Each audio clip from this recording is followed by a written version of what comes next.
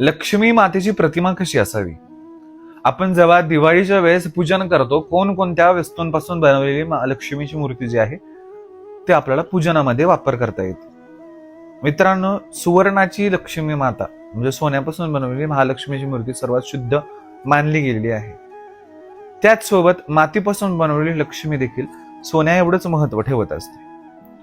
व दुसरी लक्ष्मी चांदीपासून बनवलेली लक्ष्मी जी आहे, या 3 वस्तूंपासून बनवलेल्या लक्ष्मीचे पूजन या दिवशी केलं जातं. पीओपीचा जो प्रकार आहे तो देखील एक मातीचाच प्रकार आहे, म्हणून ते देखील आपल्याला पूजेमध्ये वापर करता येते. 5 दिवसानंतर किंवा दुसऱ्या दिवशी या लक्ष्मीचं जे आहे ते विसर्जन करणं खूप आवश्यक आहे. बरेचसे जण दुकानांमध्ये किंवा घरामध्ये या मातीच्या मूर्त्या ज्या आहेत त्या ठेवत असतात. ती उत्सव कालाची मूर्ती असते, त्याचा एक कालावधी असतो. ते खंडित झाल्यानंतर आपल्या ज्या स्थानावरती पूजा होते त्याला दोष लागतो. पूजेपेक्षाही मोठा दोष खंडित झाल्यावर लागतो.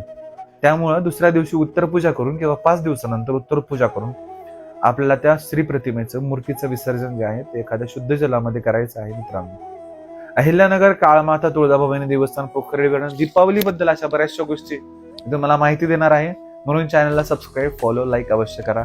ओम काली जय भवानी.